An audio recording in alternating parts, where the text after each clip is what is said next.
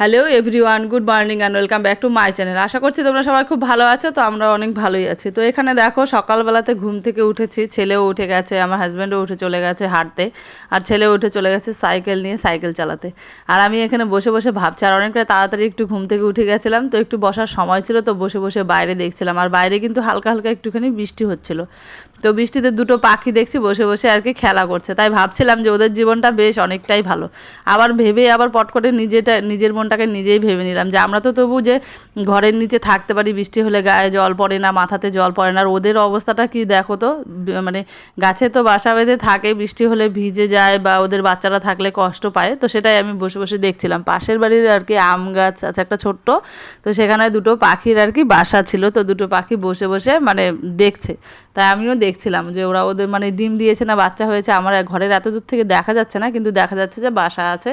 তো বাসাতে দুটো পাখি বসে আছে, তাই বসে বসে দেখছিলাম আর ভাবছিলাম যে প্রথমে ভাবলাম ওদের জীবনটাই মনে হয় ভালো, সকাল হলে রান্না করতে হয় না, কাজ করতে হয় না। তারপরে আবার ভাবলাম যে না, বৃষ্টি হচ্ছে তবু তো আমি ঘরের ভিতরে থেকে কাজকর্মগুলো সব করতে পারছি, আর ওরা দেখো তো কত কষ্ট পাচ্ছে। তো সেটাই বসে বসে দেখছিলাম। আর হঠাৎ করে দেখছি একটা মাকড়সা আমার গায়ে উঠে এসছে, তো সেটাকে হাতে করে নিয়ে আমি চলে যাচ্ছি ওই ওই ঘরের দিকে গেলাম।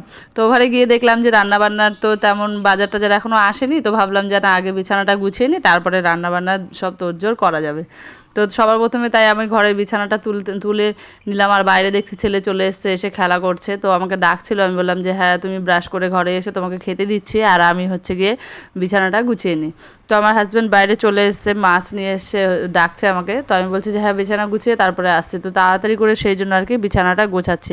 আর ঘরের কি বলো তো, সবার প্রথম না বিছানাটা না গোছালে সকালবেলা ঘুম থেকে উঠে না ঘরটা একদম বাজে লাগে। আর এও আসে বাড়িতে, মনে করে যে সকালবেলাতে অনেকেই আসে, যেমন আমি কাজ করি, তো তোমরা অনেকেই জানো সেলাইয়ের কাজ করি, অনেকের জিনিসপত্র করতে দেওয়া থাকে, সেগুলো নিতে আসে বা দিতে আসে কিছু একটা সেলাই করতে। তো সেই জন্য আর কি বিছানাটা গুছিয়ে রাখার আর কি চেষ্টাটা আমি সবার প্রথম করি। ঘরের এদিক ওদিক যেমন খুশি তেমন থাক, কিন্তু বিছানাটা গোছানো থাকলে ভীষণই ভালো লাগে। তো এদিকে দেখো আমি সবজি কেটে নিয়েছি, যা যা রান্না হবে আর কি আজকে, তাই জন্য। তো এদিকে দেখো রান্নাও আমি প্রায় বসিয়ে দিয়েছি। বাঁধাকপি কেটেছি, মাছের মাথা দিয়ে রান্না হবে, আর হচ্ছে গিয়ে পটল আর আলু দিয়ে চিংড়ি মাছ দিয়ে তরকারি হবে। চিংড়ি মাছ নিয়ে এসছে আর মাছের মাথা নিয়ে এসছে। আগের দিনই বলে দিয়েছিলাম যে হাঁটতে যাবে যখন, তখন এগুলো নিয়ে আসবে, তো সেগুলোই নিয়ে এসেছিলো। আর বাঁধাকপি টাধাকপি তো ঘরে ছিলই, তো সেই জন্যই বলেছিলাম, বাঁধাকপিটা যেহেতু ঘরে ছিল তাই জন্যই বলেছিলাম মাছের মাথাটা নিয়ে আসতে। আমার এই বাঁধাকপি মাছের মাথা দিয়ে খেতে ভীষণই ভালো লাগে, আর আমার হাজব্যান্ডও আমার হাতের বাঁধাকপি খেতে ভীষণ ভালোবাসে। তো নিজের রান্নার নিজে নাম করি না, মানে আর কি আমার হাজব্যান্ড বলে তাই, যে আমার হাতের রান্নার, আমার মায়ের হাতের রান্না নাকি ওর ভীষণ ভালো লাগে। আর তো এদিকে দেখো যে আমার বাঁধাকপি রান্না কমপ্লিট, আর এদিকে হচ্ছে গিয়ে চিংড়ি মাছ ভেজে নিচ্ছে। চিংড়ি মাছগুলো একটু ছোটো ছোটোই আনতে বলেছিলাম, তো এগুলো এই ছোটো ছোটো চিংড়ি মাছটা দিয়ে না পটল আলুর তরকারি করলে পরে খেতে বেশি ভালো লাগে। আর বড় চিংড়িটা দিয়ে কি হয়, মশলা দিয়ে যে মালাইকারির মতো করে সেটাই করলে পরে ভালো লাগে। বড় চিংড়ি দিয়ে কোনো কিছু রান্না করলে আমার তেমন একটা ভালো লাগে না। তো এদিকে দেখো আমি পটল আর আলু কেটে নিয়েছি। আর আজকে কী হয়েছে বলো তো, সবজি কাটতে বসে না আমার মাথা কাজ করছিল না মনে হচ্ছিলো। তো দেখো কিছুটা পটল আমি কেমন গোল গোল করে কেটেছি, আবার কিছুটা ফাটিয়ে তারপরে কেমন করে যেন কেটে তারপরে রান্না করছি। আর ভীষণই হাসি পাচ্ছিলো সবজিগুলো দেখে, যে সবজিগুলো আজকে কেমন করে কেটেছি তাই দেখে আমার ভীষণ হাসি পাচ্ছিলো। আর এইদিকে দেখো, ওইদিকে আমার মানে পটল আর আলুটা ভাজা হয়ে গেছে, তো একটুখানি মশলা দিয়ে নিয়েছি। যেহেতু অনেকটাই গরম তাই জন্য হালকা একটুখানি জিরে আদা বাটা আর হচ্ছে গিয়ে লঙ্কা বাটা, এটা দিয়ে আর কি তরকারিটা রান্না করব। তো গরমের জন্য না অত বেশি মশলা খাওয়াটা শরীরের পক্ষে ভালো না, সেই জন্য খাইও না আমরা। আমাদের ভীষণই মানে গ্যাসের প্রবলেম হয়ে যায় আমার হাজব্যান্ডের, তো সেই জন্য আর কি। তো এদিকে চিংড়ি মাছ ভেজে রেখে দিয়েছিলাম, আর এদিকে দেখো আমার মশলাটাও প্রায় কষানো হয়ে গেছে। আর দেখবে তরকারিতে না টেস্ট নিয়ে আসে এই মশলাটার উপরে। মশলাটা যত সুন্দরভাবে আমার গলার অবস্থা ভীষণ খারাপ হয়ে যাচ্ছে। তো এদিকে দেখো মানে মশলাটা কষালে না সেরকম আর কি ভীষণই সুন্দর আর কি তরকারিটা হয়। মশলাটা কষানোর উপরে দেখবে তরকারির একটা টেস্ট আসে আলাদা। বা আর একটু গরম জল অ্যাড করে দেখবে তোমরাও আর কি, এই প্রসেসটা ইউজ করে দেখবে, ভীষণই তরকারিতে টেস্ট হয়।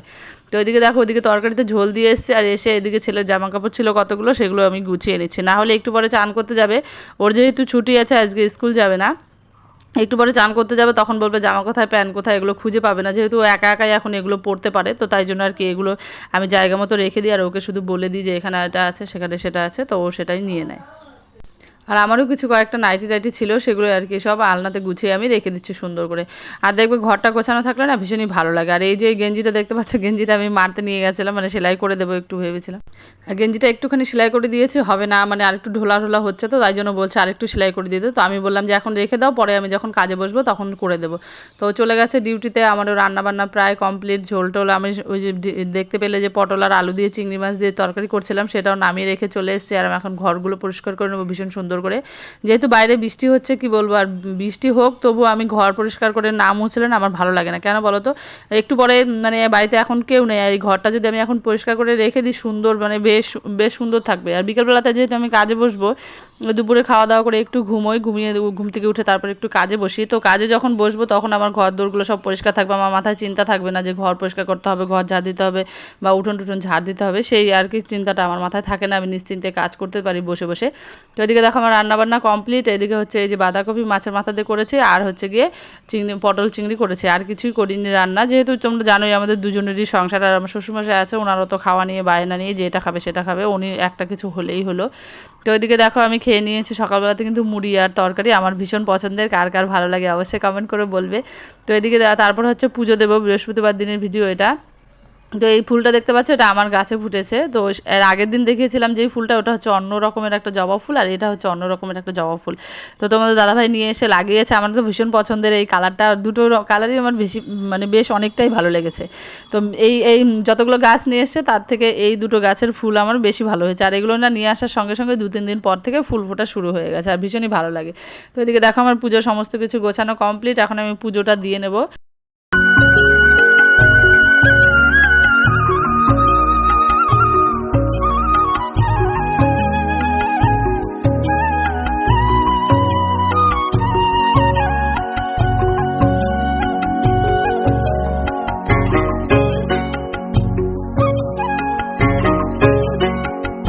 পুজো দেওয়া কমপ্লিট করে দেখছি এই মানে যে পুজোর জিনিসপত্রগুলো রাখে যে র্যাকটা আছে না, এটা ভীষণই অগোছালো হয়ে আছে। যেহেতু আমিও কখনো পুজো দিই, কখনো আমার ছেলেও পুজো দেয়, তো এখান থেকে ওখানে ও আর কি, ও তো ছোটো, তো পুজোটা যে দেয় এটাই তো অনেক বেশি, তবুও মানে জিনিসপত্রগুলো এখানে ওখানে হয়ে আছে। তারপরে আমার যে গৃহপ্রবেশের যে অনেক জিনিসপত্র এনেছিল, এই প্রদীপগুলো, এগুলো আর কি এখন আর কোনো কাজে লাগে না। তো তাই জন্য ভাবছি এগুলোকে ভালো করে গুছিয়ে সুন্দর করে রেখে দেবো, যেহেতু পরে কোনো সময় কাজে লাগবে, আর এই জন্য রেখে দেবো সুন্দর করে।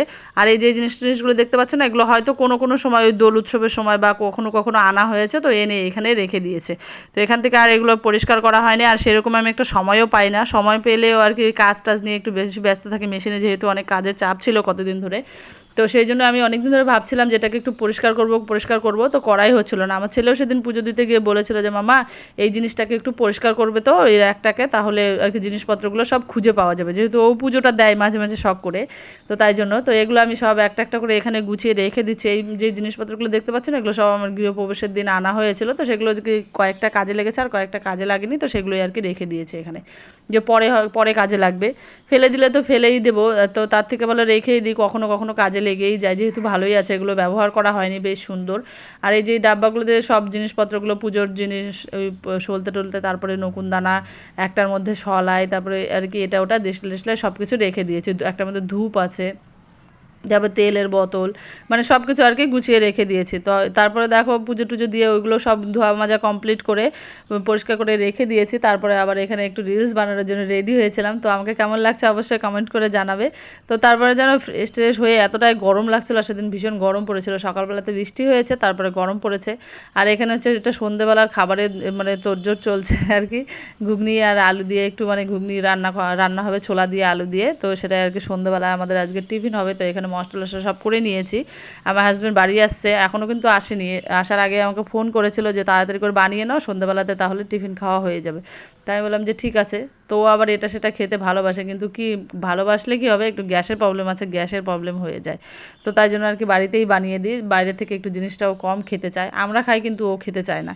তো আজকের ভিডিওটা আমি এখানে রাখছি। তো ভিডিওটি কোথাও ভালো লেগে থাকলে লাইক, কমেন্ট অ্যান্ড শেয়ার করে দেবে। আর হ্যাঁ, কে কোথা থেকে আমার ভিডিওটি দেখছো অবশ্যই কমেন্ট করবে, তাহলে আমি তোমাদেরকে ফুল সাপোর্ট করতে পারবো, যদি তোমরা আমাকে আর কি কমেন্টটা করো তাহলে।